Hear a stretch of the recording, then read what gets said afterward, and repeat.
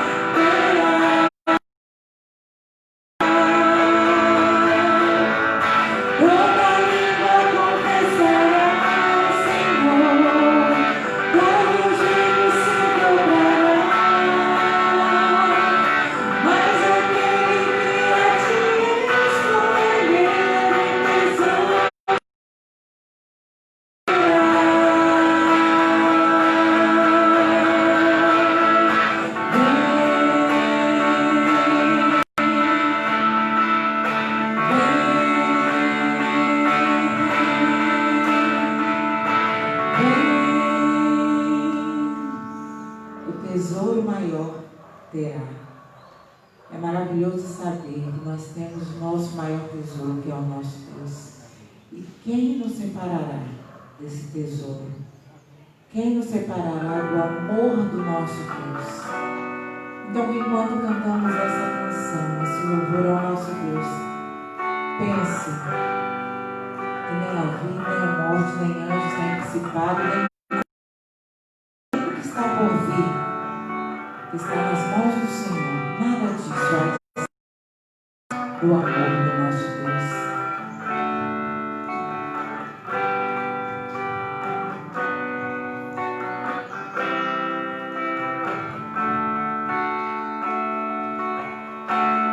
Quem nos separará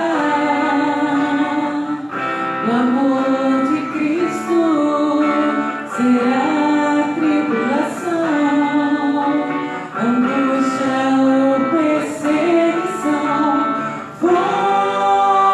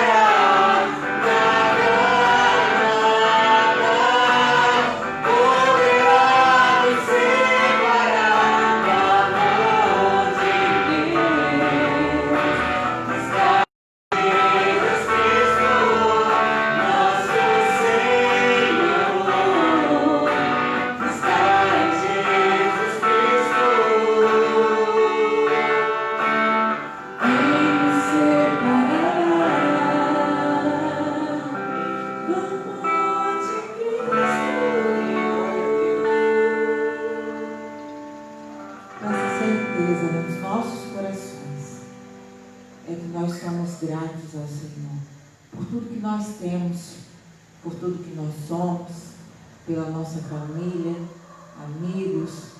Muitos de nós estamos aqui, aqueles que não estão aqui conosco, mas sempre gratos ao nosso Deus. E também com esse motivo de gratidão em nossos corações.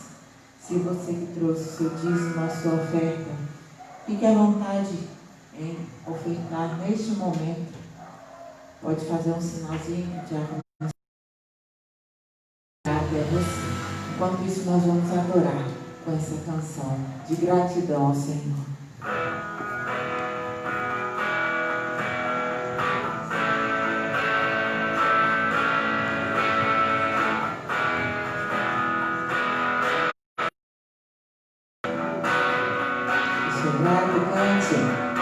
Eu sou grato por tudo que tenho, o tesouro maior deste mundo foi me dado como herança eterna. Maior prova de um amor tão profundo. Tenho vida, alegria em todo tempo. Tenho amigos, família, muitos irmãos. Foi Jesus, meu amigo verdadeiro, que fez tudo ao me dar a salvação. Louvarei ao Senhor em todo tempo.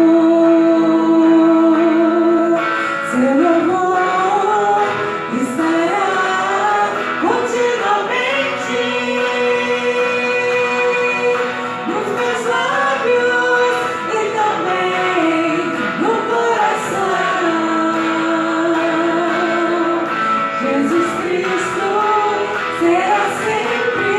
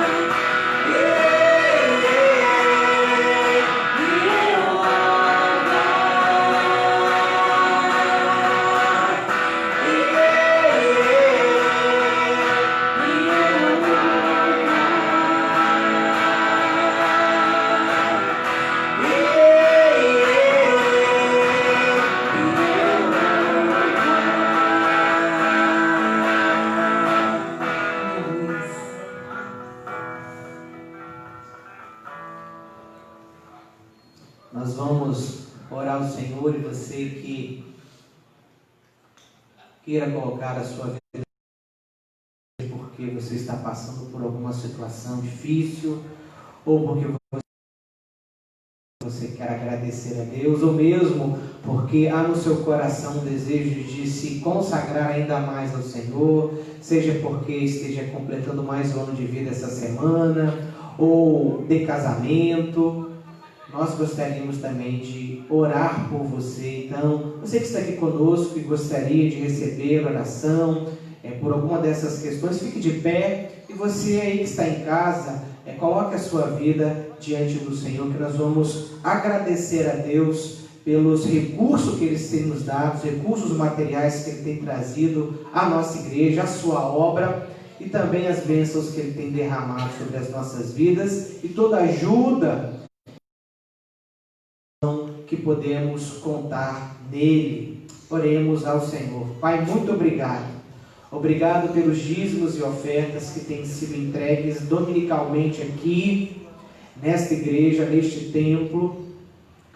Obrigado pelos dízimos e ofertas entregues, devolvidos ao Senhor através dos depósitos, através das transferências bancárias. Obrigado porque os recursos têm chegado à tua igreja, têm chegado à tua obra, e não nos tem faltado nada, e por isso te somos gratos. Muito obrigado, porque o Senhor tem cuidado dos membros da nossa igreja, o Senhor tem cuidado de nossas famílias, o Senhor tem nos protegido, nos guardado, tem nos amparado e nos consolado naqueles momentos de dor, de perda, naqueles momentos difíceis em que chegamos no nosso limite. Ó Pai, muito obrigado. Obrigado também por cada irmão e irmã que esteja comemorando mais um ano de vida, mais uma data festiva em seu casamento. Que o Senhor abençoe as famílias da nossa igreja, os casamentos da nossa igreja, e que o Senhor abençoe com muitos anos de vida aqueles irmãos e irmãs que estarão completando mais um ano em sua vida ao longo dessa semana. Obrigado pelos dízimos e ofertas. Continua falando ao nosso coração, através da tua palavra, que ela realmente revele a verdade a nós, que ela lance luz sobre a nossa realidade, que ela aponte o pecado nas nossas vidas, e que, ó Deus, através do poder da tua palavra, venha sobre nós um espírito de arrependimento, um espírito de confissão, um espírito de santidade, e que, ó Deus, diante das mais diversas situações difíceis que o teu povo possa estar vivendo nesse tempo, que a tua palavra seja sempre o farol e a luz, Pai, seja sempre o farol e a luz para nós, e que Deus, sigamos e prossigamos em conhecer ao Senhor em tudo, transbordando em ações de graças ao Senhor. Obrigado, Senhor, por essa manhã. Obrigado por cada pai aqui presente. Obrigado por cada pai da nossa igreja. Abençoa, Deus, os homens da nossa igreja. Abençoa, Deus, os meninos da nossa igreja, os rapazes da nossa igreja, e que eles possam ser orientados em casa e aqui, que eles tenham exemplo em casa e aqui de como se tornarem um homem de Deus. Obrigado, Senhor, por cada pai que existe sobre a face da terra. Abençoa cada homem, Senhor, para desempenhar esse papel segundo aquilo que o Senhor espera de cada um deles. Obrigado por tudo, fala o nosso coração, em nome de Jesus, amém e amém. Glória a Deus. Deus abençoe a sua vida. Deus abençoe a sua vida. Abra a sua Bíblia, Marcos 6, nós estamos desde o domingo passado meditando em Marcos 6, e nós temos Jesus e os seus, Jesus ou as coisas que pertencem a Ele, ou Jesus e aquilo que dizem que é dele, não é? O texto, ele traz à tona uma série de questões relacionadas ao que é conferido a Jesus, ou que de fato é dele, que ele assume para si.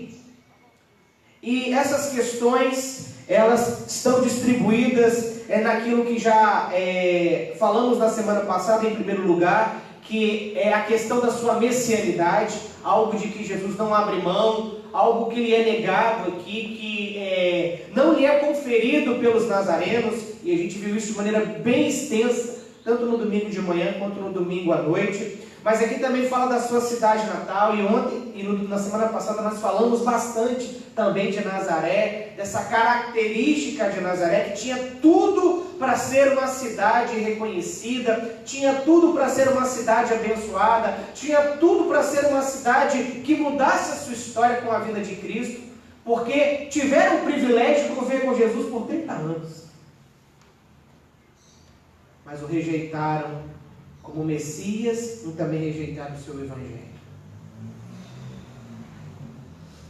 Mas o texto também traz questões relacionadas a seus discípulos, Jesus e seus discípulos, Jesus e seu ensino, seu poder, sua sabedoria, Jesus e seus críticos, Jesus e sua identidade na sociedade, o seu papel social,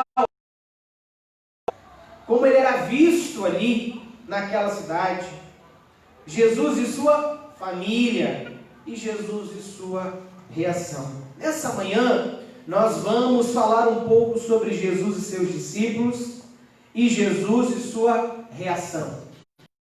Como Jesus reage ao que Nazaré lhe propõe, ao que os nazarenos lhe propõem. E diz assim a palavra de Deus, Marcos 6, de 1 a 6. Tendo Jesus partido dali, foi para a sua terra, e os seus discípulos o acompanharam. Chegando o sábado, passou a ensinar na sinagoga, e muitos ouvindo se maravilharam, dizendo: de onde vem a este estas coisas? Que sabedoria é esta que lhe foi dada? E como se fazem tais maravilhas por suas mãos? Não é este o carpinteiro, filho de Maria, irmão de Tiago, José, Judas e Simão? E não vivem aqui entre nós suas irmãs? E escandalizavam-se nele. Jesus, porém, lhes disse: não há profeta sem honra, senão na sua terra, entre os seus parentes e na sua casa.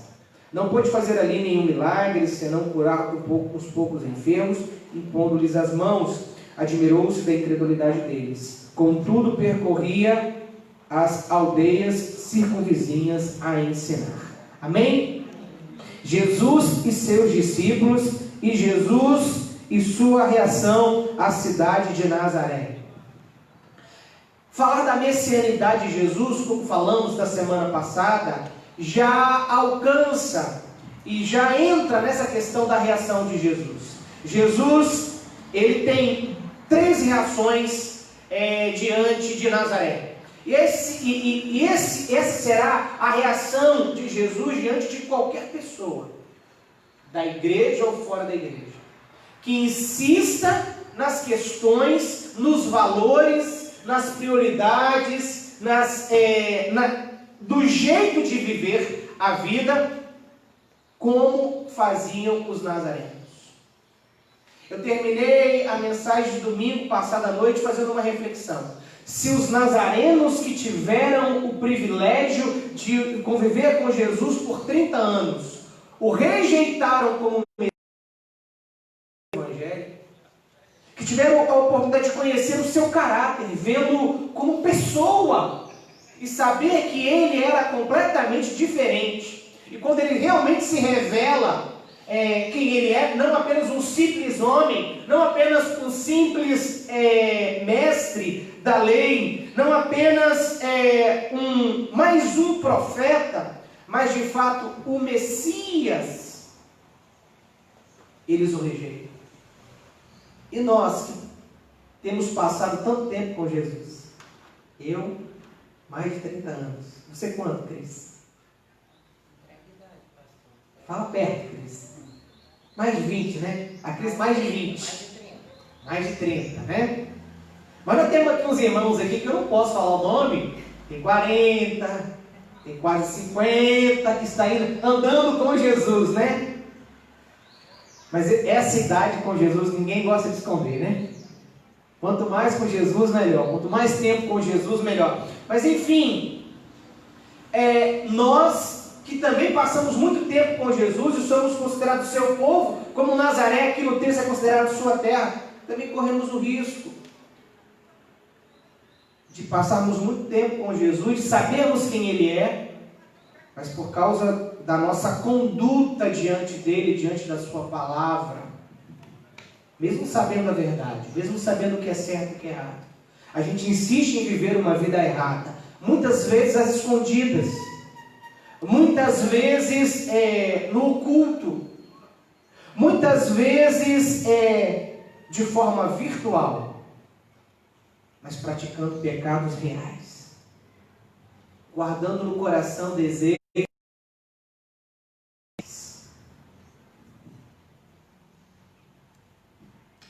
E quando a gente analisa a reação de Jesus a pessoas assim, a gente desconstrói algumas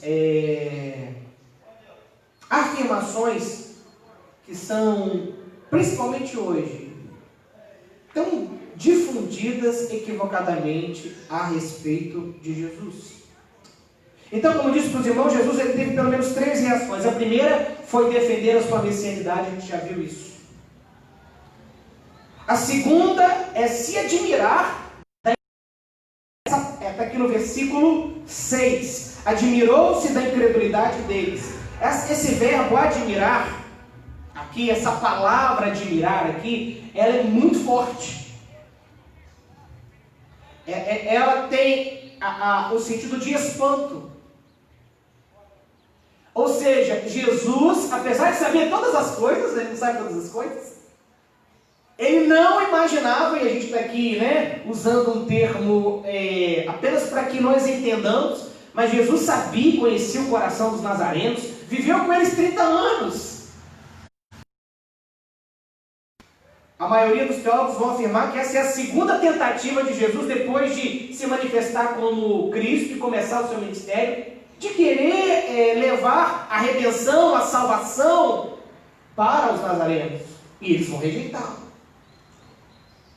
Então Jesus os conhecia, mas quando a palavra de Deus diz que ele admirou da incredulidade deles, é que como homem, como ser humano, como pessoa que convive, não é? Por tudo aquilo que Jesus havia feito.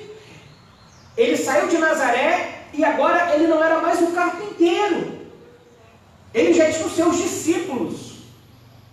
Ele já tinha sua fama espalhada para além dos termos de Israel. As pessoas vinham de Tiro e de Sidom, que eram cidades fenícias, para descer os termos de Israel, para conseguirem bênçãos, para procurarem ajuda, para ouvirem o seu ensino. Então Jesus, ele chega nesse ponto em Nazaré completamente diferente. Então se eles esperavam uma prova humana e material de que ele realmente era distinto, ele agora trazia. O texto diz aqui de Marcos, ele difere do texto dos outros textos, é que ele diz que Jesus entrou com os seus discípulos em Nazaré. Sozinho, em todas as situações. Mas aqui em Marcos, Jesus entra com os seus discípulos. Mas mesmo assim, a incredulidade de seus conterrâneos causa admiração naquele que sabe todas as coisas. Os irmãos conseguem compreender esse paradoxo? Como é que Jesus sabe todas as coisas e se admira da incredulidade deles? É justamente isso que o texto quer nos dizer. É que era tão intensa, era tão enraizada a incredulidade deles, que até aquele que sabe todas as coisas se admirou quando viu de perto, quando sentiu na pele essa incredulidade. E eles eram sua terra, como diz o texto. Então a segunda reação de Jesus foi admirar-se. E é por isso que Jesus também se admira quando ele cura 10 leprosos e apenas um volta. E ele perguntando, não curei 10, por que só um voltou? Sabe por quê? Porque as pessoas, nós vemos um tempo, e isso não é de agora, a gente vê isso na palavra de Deus, isso de maneira muito intensa e generalizada, principalmente dentro daquilo que se chama evangelicalismo mundial, nas ditas igrejas evangélicas, há uma ênfase, há uma preocupação, uma busca maior, não por Cristo, mas por suas bênçãos. Há uma busca maior não pelo Deus das bênçãos, mas pelas bênçãos de Deus. E as pessoas que relacionam com Cristo assim, as pessoas que querem mais daquilo que Ele pode fazer, do que mais daquilo que Ele é,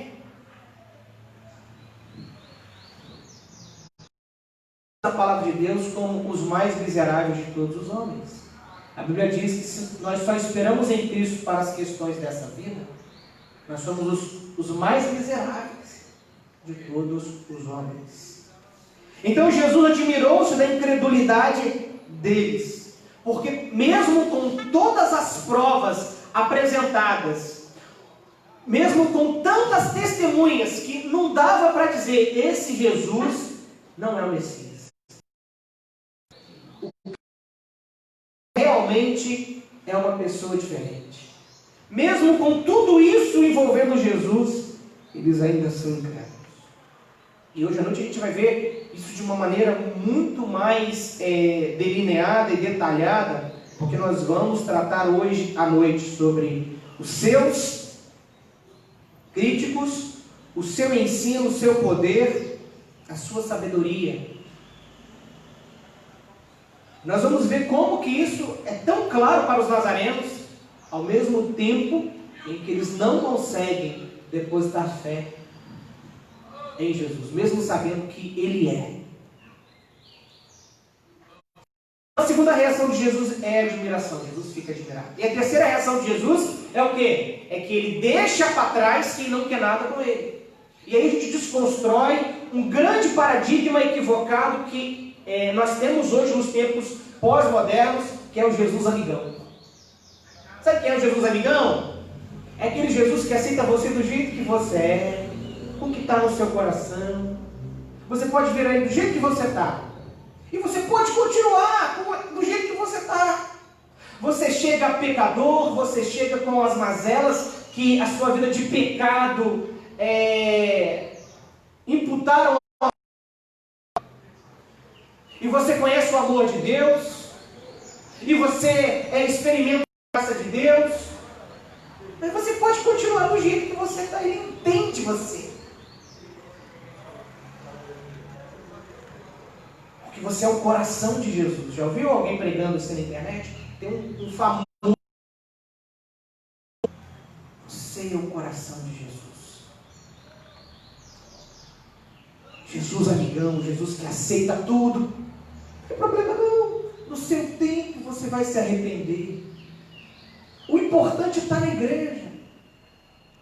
Ah, mas ele faz a diferença. Aqui a gente quebra esse paradigma, porque quem não quer andar com Jesus, segundo a vontade de Jesus, Jesus não anda com ele não. A terceira reação de Jesus é que ele deixa Nazaré, e deixa para sempre, ele não volta mais a Nazaré. Jesus não volta mais a Nazaré. Olha o que diz o texto aqui. Contudo, olha bem, olha como é que é construído a sentença. Admirou-se da incredulidade deles. Contudo, a gente já vê aqui agora uma reação que? De oposição, ou de consequência, por causa da incredulidade deles. Jesus ficou ali passando a mão na cabeça deles. Ah, Jesus, Deus é amor, então Deus aceita tudo. Não. A gente vê aqui na reação de Jesus que essa reação se repete. Não é só aqui que Jesus reage assim. Ele vai dizer em Mateus 11: ai de ti, Corazim, ai de ti, Betsaida, ai de ti, Cafarnaum, se em Tiro e Sidom tivessem sido feitos milagres que foram feitos aqui, eles não teriam sido consumidos. Haverá menos rigor para aquelas cidades no dia do juízo do que para vocês. E dizia isso por causa da incredulidade deles. Então Jesus, o texto diz, contudo, percorria as aldeias circunvizinhas a ensinar. Olha bem, Jesus não foi para terras distantes, ele foi para o próximo, mais próximo. Jesus foi para outras cidades. E é por isso que ele ensina os seus discípulos. Ele vai ensinar mais à frente os seus discípulos. Ó, quando ele enviar os 12 e depois enviar os 70. Ele vai... Vocês entrarem numa cidade para levar a minha palavra. E lá a cidade te receber, na hora que vocês forem embora, vocês vão fazer o quê? Deixa a minha paz com aquela cidade. Mas, se vocês entrarem numa cidade para pregar o Evangelho, meu Evangelho, e eles resistirem, eles não aceitarem, eles vão fazer o quê? Bata a poeira dos pés, porque no dia do juízo haverá mais rigor sobre aquela cidade. Então Jesus não fez isso só em Nazaré. Porque de fato Jesus não faz acepção de pessoas. Não faz acepção de pessoas e muita gente interpreta errado. Que Deus, já que Deus não faz acepção de pessoas, Ele aceita como eu sou. E de fato Ele aceita como eu sou. Mas para me transformar no homem e na mulher que Ele quer que eu seja. Mas hoje a pessoa não é homem, a pessoa não é mulher, a pessoa não é humano. E há dentro do progressismo cristão, né, a teologia da inclusão. Que é o quê? A igreja tem que aceitar as pessoas do jeito que elas estão. E se elas mudam ou não, isso é um problema delas com Deus, não é problema da igreja.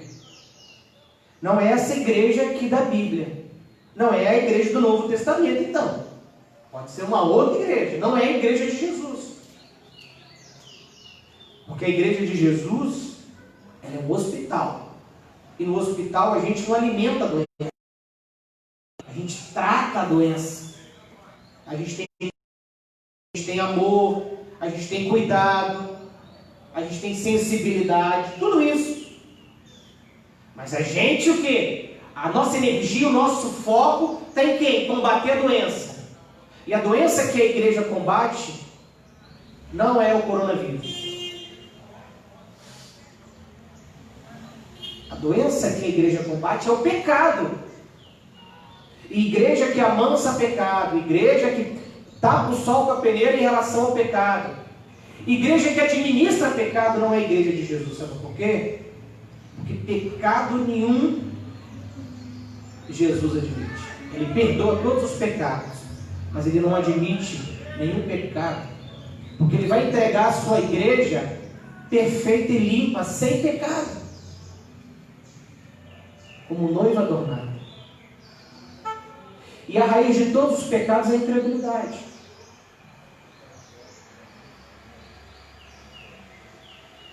E o que é incredulidade? É eu confiar mais em mim? É eu confiar mais em outras coisas do que em Cristo. E a gente vai ver hoje como é que esse negócio ele é sutil dentro da gente e na sociedade. E a igreja precisa ter uma postura correta. Nesses tempos em que a gente precisa lembrar os atos de Deus, as obras de Deus. Nesses tempos em que a gente precisa considerar o que Deus fez e a sua revelação a nós, a sua revelação no mundo. A gente precisa lembrar que Jesus não pactua com o pecado. Como tudo percorria, o verbo percorria significa que ele, a partir desse momento, começava a fazer isso continuamente e não parava de fazer. Então, ele começa a fazer ele começa a percorrer as cidades circunvizinhas, mas ele nunca volta para onde? Para Nazaré. Ele está sempre perto de Nazaré, mas nunca mais em Nazaré.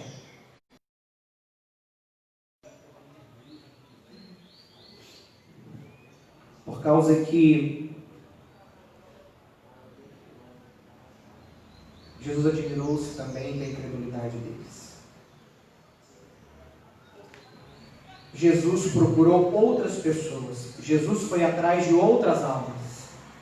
E quando a gente lê aqui, a partir do verso 7, nós temos a dimensão do que Jesus vai fazer, dos milagres que Ele vai realizar,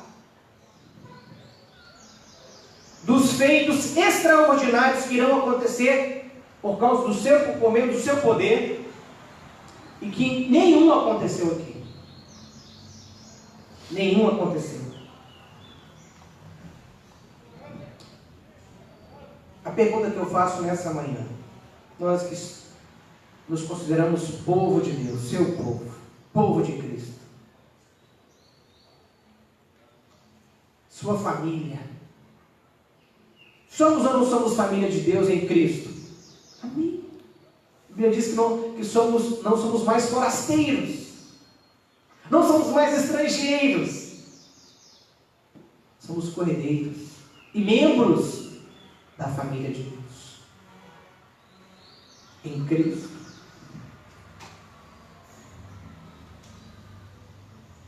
Será que nós temos realmente vivido a nossa vida reconhecendo Jesus como Messias, como nosso Messias, como nosso Salvador e como Salvador do mundo? Será que nós temos avançado, mesmo diante das situações mais difíceis, com Cristo, em Cristo, porque depositamos toda a nossa fé e nossa confiança nele? Será que podemos dizer que a nossa casa também é terra de Jesus? Será que nesses mais de 100 dias que ficamos isolados uns dos outros, nos aproximamos mais de Deus? A nossa casa de fato virou casa do Senhor? Apesar de não termos tido os nossos encontros aqui, mantemos os nossos encontros com Cristo na nossa casa? Será que os nossos filhos podem dizer que houve pelo menos uma bênção nessa pandemia, que foi conhecer mais a Cristo dentro da sua própria casa, com o seu pai, com a sua mãe? Será que os cônjuges podem afirmar: meu casamento está mais firmado em Cristo, porque eu e meu marido mudamos completamente a nossa postura? Será que eu posso dizer que Deus está mais presente na minha família, porque mesmo eu sendo o único convertido, o único servo de Deus, a única serva de Deus nesta casa, a luz de Cristo não deixou de brilhar em mim?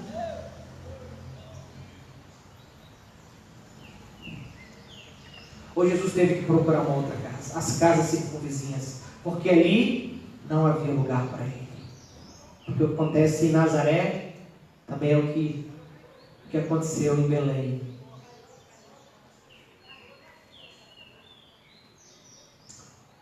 Meus irmãos, minhas irmãs, que nós possamos refletir sobre isso. Olha, eu não tenho dúvida que Jesus nos ama com um amor incondicional e com um amor incomparável. Eu emprego, venha como estás, venha como estás. Não importa os pecados que você tenha cometido, não importa a vida de pecado que você está, venha a Cristo do jeito que você está, e Ele vai te fazer nova criatura. Eu creio nisso, mas eu não creio num discurso, nem num evangelho, onde Jesus aceita a gente do jeito que a gente é, e a gente fica do jeito que a gente é o tempo que a gente quiser, porque Ele nos ama, porque Deus é amor, ou porque todo amor é Deus. Não. Se o evangelho não me transforma, se eu não sou como a luz da aurora, que vou brilhando, brilhando, brilhando, brilhando, brilhando, até se tornar dia perfeito, eu não sou justo. Se eu não aprender com Cristo, tendo sobre mim o seu jugo, que é suave, se eu não aprendo com Cristo, como Ele diz, aprendei de mim, se eu não cresço com Ele, se eu não desenvolvo a fé nele, como os seus discípulos estavam crescendo e aprendendo e entendendo o que é ser cristão num mundo corrompido, num mundo incrédulo, num mundo onde valores e prioridades são completamente opostos aos valores e princípios do reino de Deus. Se isso não está acontecendo com a gente, nesse conflito, nesse confronto entre o evangelho e o nosso coração, o evangelho não prevalece, não tem alguma coisa errada conosco. Eu acho que nós somos mais nazarenos do que discípulos. E eu ia falar sobre os discípulos, mas não deu tempo também. A gente fala de noite, né? A gente vai ver há diferenças enormes aqui entre os nazarenos e os discípulos de Jesus. Eles continuam imperfeitos. Algo comum entre os nazarenos e os discípulos de Jesus. Eles são pessoas imperfeitas. Mas a forma como os discípulos reagem a Jesus é completamente diferente. É como o joio e o trigo mesmo. Eles são muito parecidos, muito idênticos. Se você procurar lá no YouTube um vídeo, joio e trigo, você vai ver lá um videozinho de uma pessoa lá, mostrando lá a plantação de trigo e o joio crescendo. É muito igual, não tem como você saber. Mas na hora que está maduro, na hora da colheita, não tem como você errar. Não tem como jogar no feixe do trigo o joio. Você consegue separar. Então sempre haverá uma diferença entre o que serve a Deus e o que não serve a Deus. Que nós possamos refletir. Estamos pregando sobre esse Jesus? Nós falamos desse Jesus para as pessoas que ama elas, que quer se elas resistirem a Ele, se elas não crerem nele, elas continuarão perdidas e sofrerão por toda a eternidade.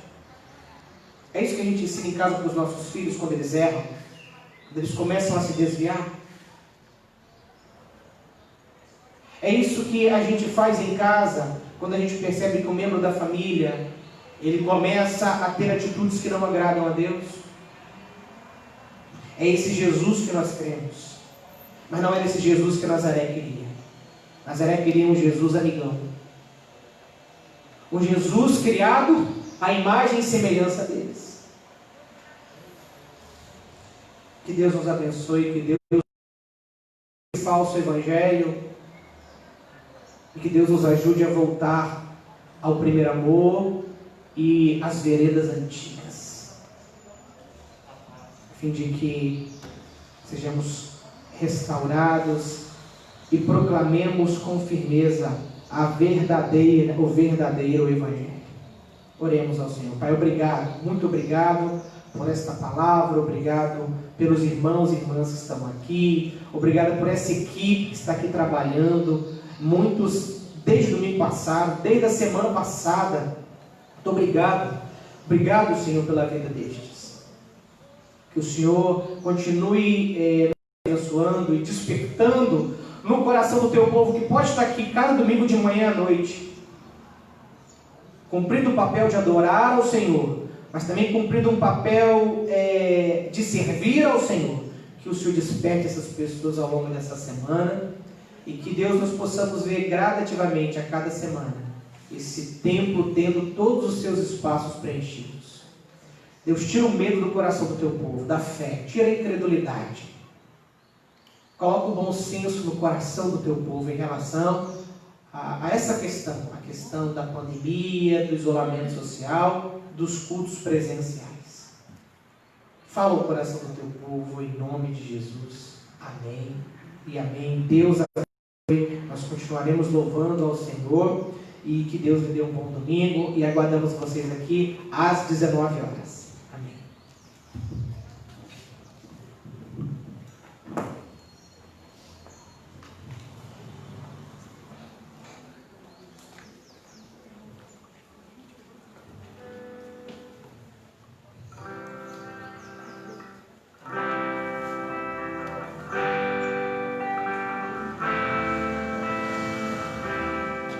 Deus possa continuar sondando os nossos corações.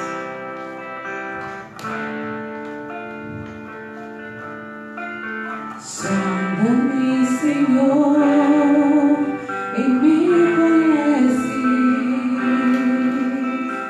quebranta o meu coração, transforma-me conforme a tua palavra, e enche-me até que em mim se ache sorte.